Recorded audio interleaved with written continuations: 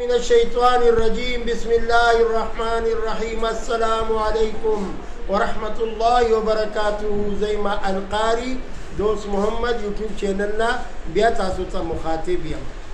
نبی کریم صلی الله علیه وسلم د بدر واقعا ما شروع کړي و چې کله را واپس شو د بدر نه د جنگ نه د فتح نه نو نبی کریم صلی الله علیه وسلم په دغه ورځ باندې د اتوار ورځ وه او نبی کریم صلی الله علیه وسلم تشریف یاوري وکړله د هغې لور حضرت رقیہ رضی الله تعالی عنها هم په دغه وخت کې وفات شوه د هغې نه بعد نبی کریم صلی الله علیه وسلم عید الفطر دی ادا که معلومه دا شوه چې عید الفطر او ورکوټې اختر لوی اختر دا په دغه وخت کې نبی کریم صلی الله علیه وسلم دا منځونه ادا کړي دي په دغه وخت باندې یعنی په 2 هجری کې او په دغه وخت باندې د فاطمه زهرا رضی الله تعالی عنها واده هم تیار شو چاته ودیږي حضرت علی کرم الله وجهه ته ودیږي آقا انعامدار محمد رسول الله چې کور ته تشریف راوړو د فاطمې بیبي په غوږونو باندې کاله والی نشتای په لاسونو کې بنګړي نشتای سرور کونین محمد رسول الله بهر ته راغی ډېر زیات خفه شو یا فاطمه اے فاطمې کچري نن ستا واده تیار دی ستا مور بیبي حضرت خدیجة الکبرى رضی الله تعالی عنها ژوندۍ وې نو تا ته به د غوږونو کالې دا جوړ کړی او د راچولې به وې نو حضور علیه الصلاة والسلام فاطمه زهرا رضی الله تعالی عنها ته د غوږونو کالې جوړ کله چې 3 هجري شروع شوه نو په دې کې یو بل جنگ شوی دی چې هغې ته ویلی شي غزوه عطفان په دغه 3 هجري کې نبی کریم صلی الله علیه وسلم باندې حمله کیږي د 450 کفارو مدینه منورې ته هغې راځي او حمله کوي دا په مدینه منوره باندې حمله کوي د دې سپه سالار مشر دعسور بن حارث دی په مدینه منوره باندې حمله کوي نبی کریم صلی الله علیه وسلم خبر شو الله پاک آقا نامدار محمد رسول الله ته ډېره پویه ورکړې وه کله چې میدان ته قید جهان راووته د جهاد په نیت باندې دغه 450 کسان دغه هم په دفع کېدو کې شو یعنی په یره کې شو رب العالمین په دغه وخت باندې باران دی را وورولو د باران امکان شروع شو لکه نن سبا چې وایي چې سبا به د باران امکان وي په دې ټیم باندې د قرن د باران ګړز ګړوز دا شروع شو دعسور بن حارث دی لاړ او په غرونو کې پناه واخیستله آقا نامدار محمد رسول الله صلی الله علیه وسلم واپس چې کله واپس شو الله قدرتونو ته ګورای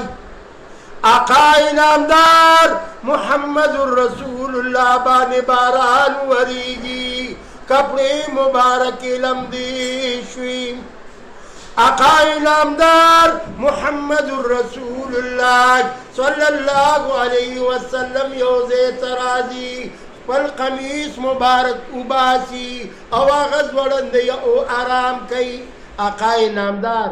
یک تنها دی دعسور بن حارث هغه ته پته ولګېده چې آقا نامدار محمد رسول الله صلی الله علیه وسلم یک تنها دی توره ورسره ده دا قید و جهان خواته راځي یعنی زه ته راځي رب العالمین قانون ته ګوره عقاید و جهان مبارک سترګې مبارکې وغړېدلې او هغه आवाज وکړو چې یا رسول الله اوس په دې زمانه څوک خلاصوي آقا نامدار ورته وفرمایل چې ما به پروردګار رب العالمین ستانه خلاصوي. نو حضور علیه الصلاة والسلام ودرېده.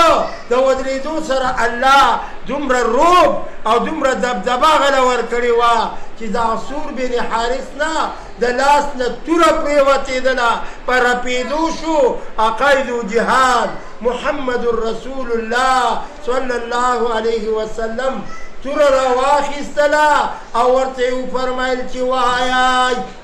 ای د الله بنده اوس به دې ماله څوک خلاصوي؟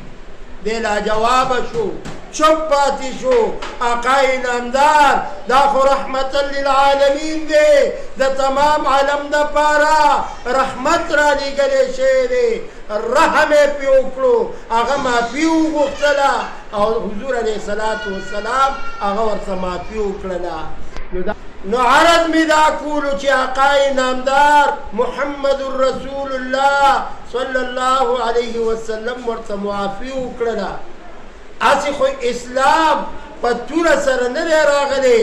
دا د عقایدو جهان اخلاق مبارک دي. او ګورئ اخلاقو ته وګوره، دا سور بن حارث څه کوي؟ اخلاقونه متاثره شو، په خپلم ایمان راوړي، لیکن ځي خپل وطن ته تمام خپل وطن خپلوانو ته اعلان کوي چې آقای نامدار محمد رسول الله باندې ایمان راوړئ. یعنی د نبی علیه الصلاة والسلام اخلاق مبارک دومره خاسته، دومره حسین، دومره پاسته چې آقای نامدار ته یو ځل دعوت وشو. خالد بن ولید دعوت ورکوي، لوی کافر دی، لیکن آقای نامدار اخلاقو ته اوس وګورئ، د کافر خواله ام راځي. نو خالد بن ولید وروستو ایمان راوړو، بیا د اسلام دپاره ډېره قرباني کړې ده. او څنګه قرباني کړې ده؟ وایي تورې ډېرې دي خو زړه د خالد غواړي، تورې ډېرې دي خو زړه د خالد غواړي. ته خالد ابن ولید چې جهان ستا دی. خالد ابن ولید چې کله ایمان او اسلام باندې مشرف شو، نو بیا د اسلام دپاره دومره قرباني کړې ده چې ډېر لوی لښکر به ورسره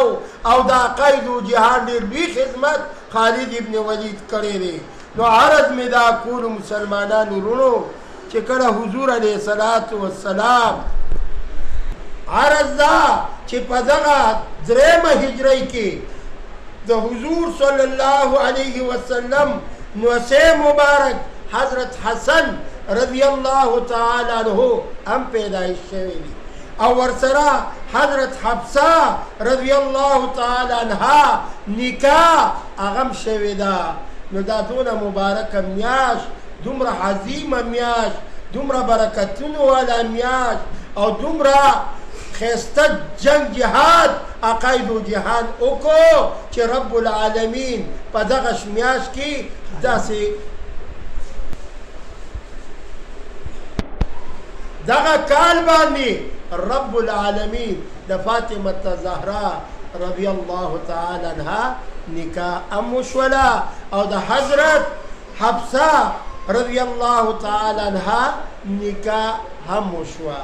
عرض مې دا کولو د فاطمه الزهرا رضی الله تعالی عنها نکاح شوې ده او په درېیمه هجرۍ کې د حضرت حفصه رضی الله تعالی عنها نکاح شوې ده. مسلمانانو وروڼو اخلاق د نبی علیه الصلاة والسلام ځان له موضوع ده، انشاءالله په هغې باندې به زه تاسو ته بیا خبرې کوم. خو د نبی علیه الصلاة والسلام اخلاق مبارک هغه داسې عجیبه اخلاق، داسې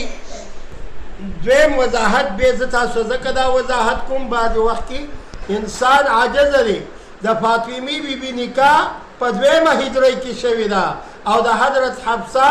رضی الله تعالی عنها نکاح دا په درېیمه هجرۍ کې شوې ده. په دغه کال ډېر مبارک کالو، رب العالمین دی په دې خبرو باندې موږ او تاسو له د عمل کولو توفیق راکړي او الله پاک دی دا ماشومان ګلونه چې زما دا څوک ګوري او زما خبرې څوک اوري، نو رب العالمین دی د هغې ټولو کورونو کې خیسته خیسته خوشحالیانې راولي. او زما د ټلیفون نمبر 0312 83 4 83 53.